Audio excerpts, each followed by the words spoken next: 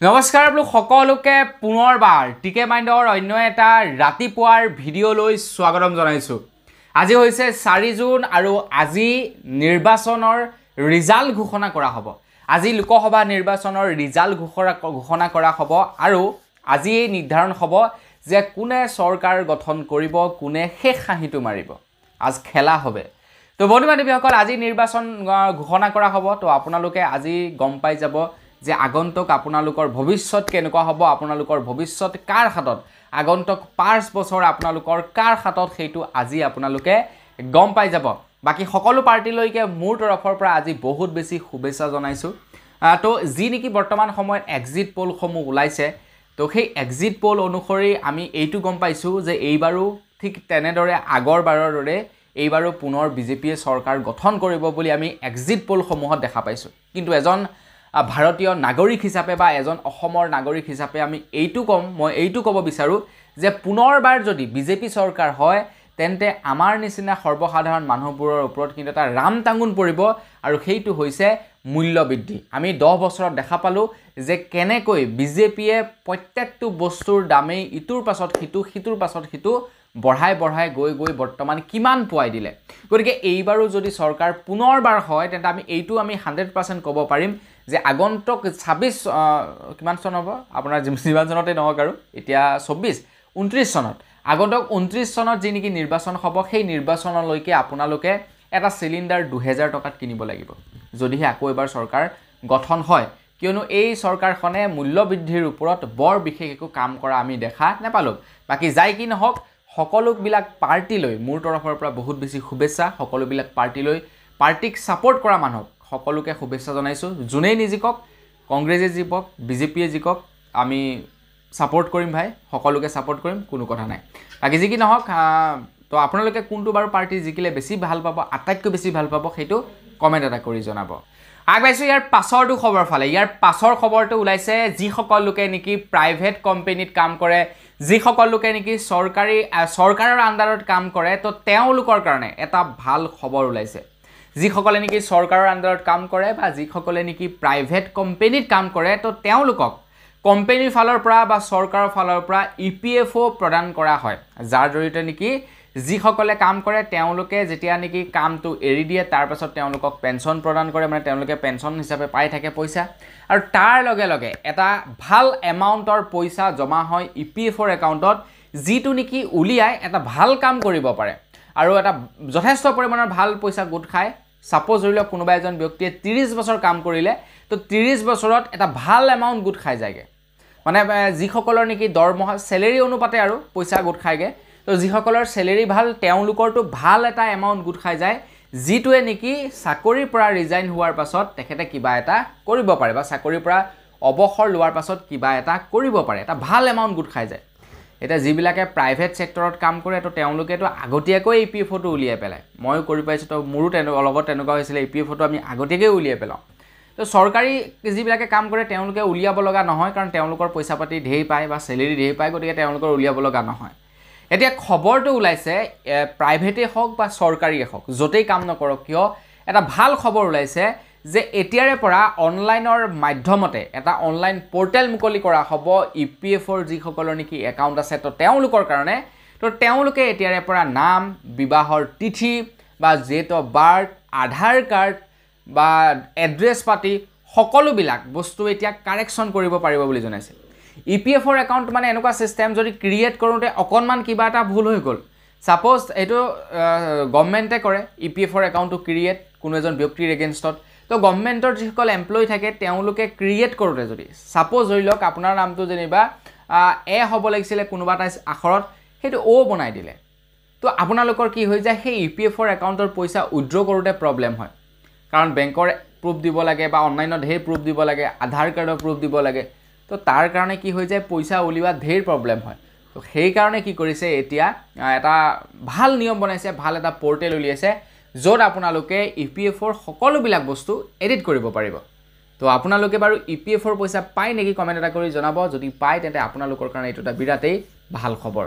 আগবাঢ়িছোঁ ইয়াৰ পাছৰটো খবৰ ফালে। ইয়াৰ পাছৰ খবৰটো বিৰাটেই এটা শ্বকিং খবৰ ওলাইছে।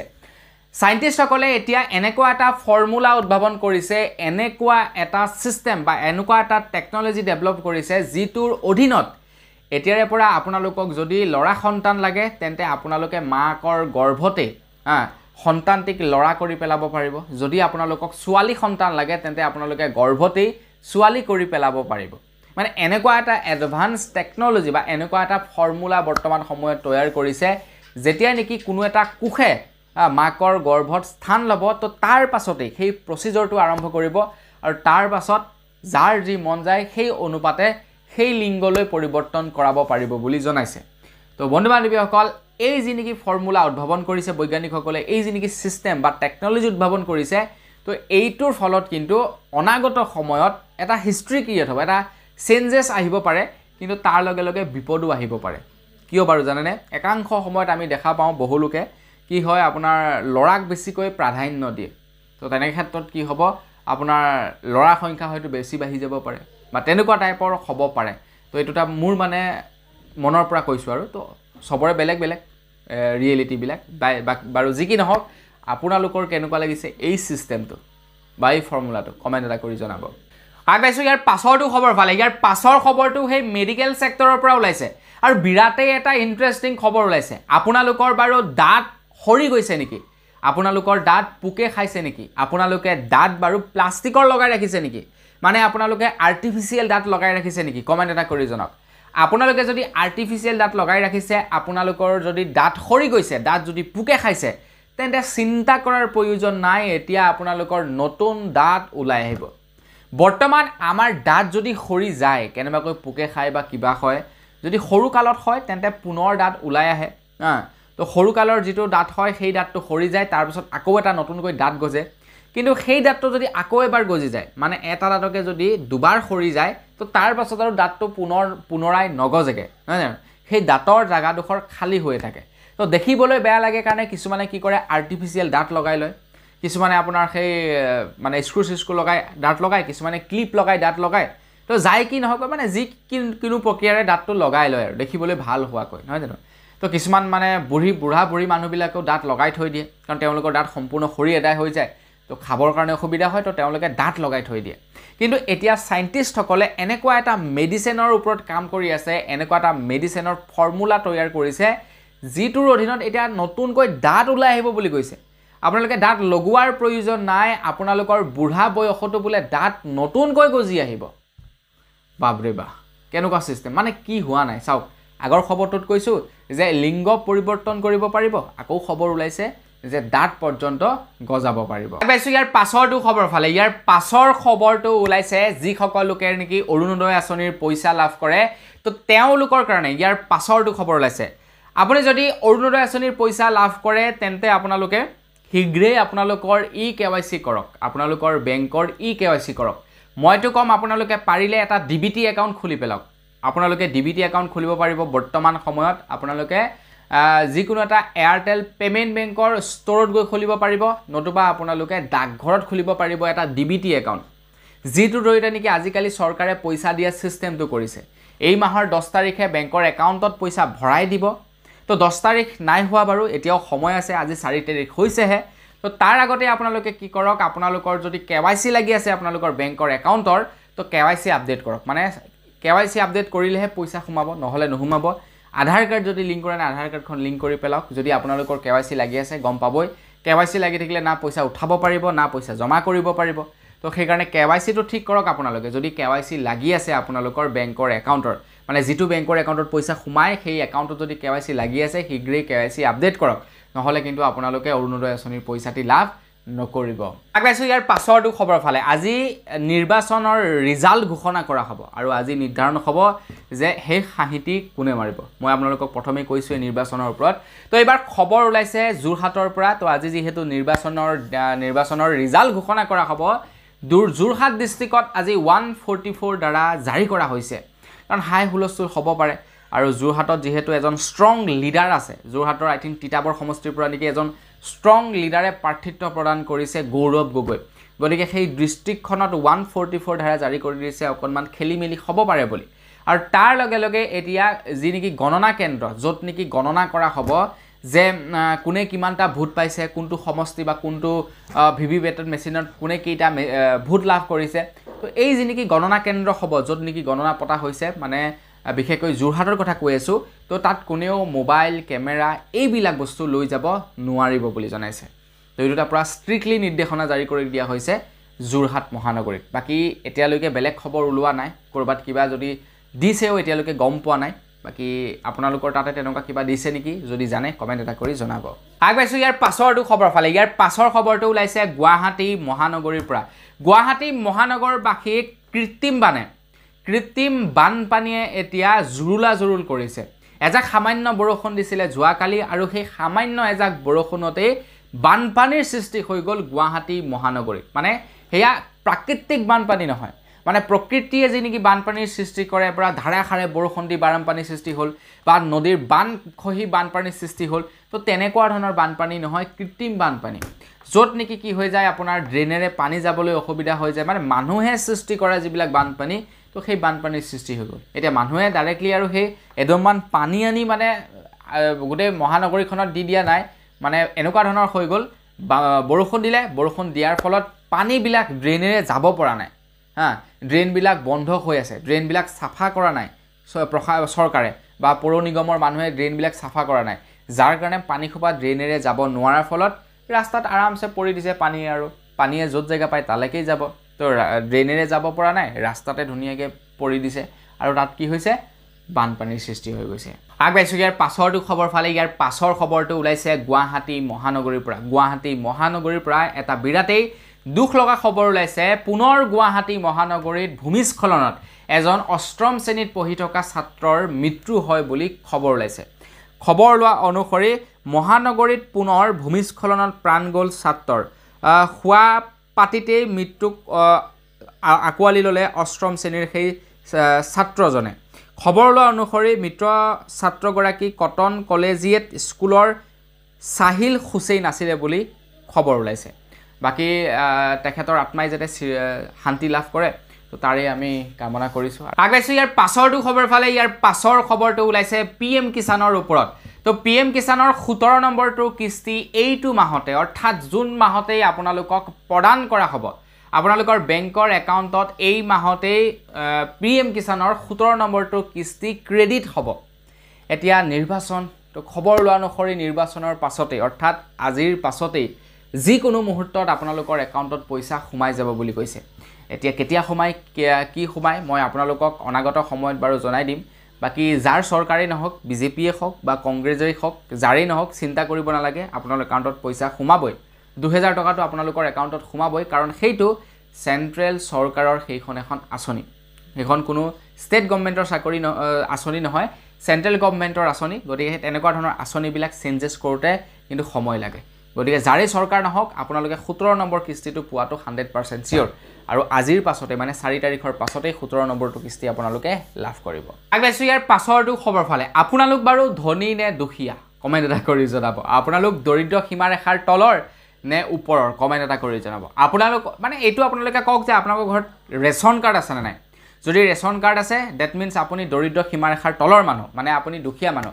যদি আপোনালোকৰ ঘৰত ৰেচন কাৰ্ড নাই, তো আপোনালোক মানে ধনী মানুহ, মানে আপোনালোক দৰিদ্ৰ সীমাৰেখাৰ ওপৰৰ মানুহ, যাৰ কাৰণে আপোনালোকে ৰেচন কাৰ্ড পোৱা নাই।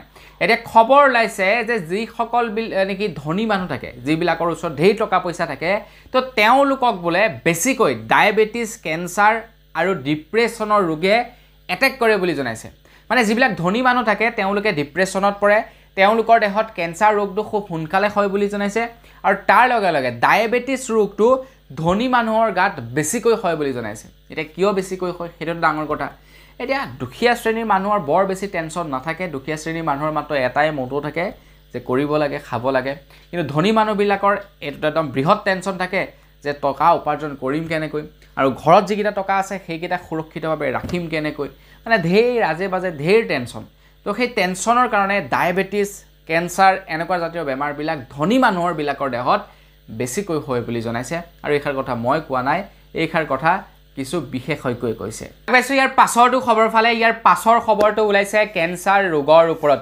খবৰ ওলাইছে যে এতিয়া পুৰুষসকলকো HPV ইনজেকশ্যন প্ৰদান কৰিব বুলি জনাইছে HPV ইনজেকশ্যন এতিয়া পুৰুষসকলকো প্ৰদান কৰিব HPV ইনজেকশ্যন পুৰুষসকলৰ দেহত প্ৰদান কৰাৰ লগে লগে পুৰুষৰ দেহত কেঞ্চাৰ ৰোগটো কমিব বুলি জনাইছে কেঞ্চাৰে যে এটা কেঞ্চাৰ এনেকুৱা এটা বেমাৰ যিটো বেমাৰ যদি একবাৰ কেনেবাকৈ হৈ যায় ন তো তাৰ পৰা উদ্ধাৰ হোৱাটো মানে বহুতেই কম চান্সেছ থাকে তো এনেকুৱা এটা মাৰাত্মক বেমাৰৰ কাৰণে এতিয়া ইনজেকশ্যন প্ৰদান কৰা হ'ব বিশেষকৈ পুৰুষসকলক HPV নামেৰে এটা ইনজেকশ্যন তো ইয়াৰ ফুল ফৰ্ম কি হয় কি নহয় কি কেমিকেল আছে কি মেটেৰিয়েল আছে তো এইবিলাক আপোনালোকে গুগলত সাৰ্চ কৰিলে পাই যাব HPV মেডিচিন আপোনালোকে ভালদৰে শুনি লওক HPV ইনজেকশ্যন পুৰুষকো এতিয়া দিয়া হ'ব আগবাইছো ইয়াৰ পাছৰটো খবৰ ফালে ইয়াৰ পাছৰ খবৰটো ওলাইছে আমাৰ সমগ্ৰ ভাৰতবাসীৰ কাৰণে আজি যদি বতৰ ভালে থাকে ন আজি ৰাতিলৈকে যদি বতৰ খুব ফৰকাল থাকে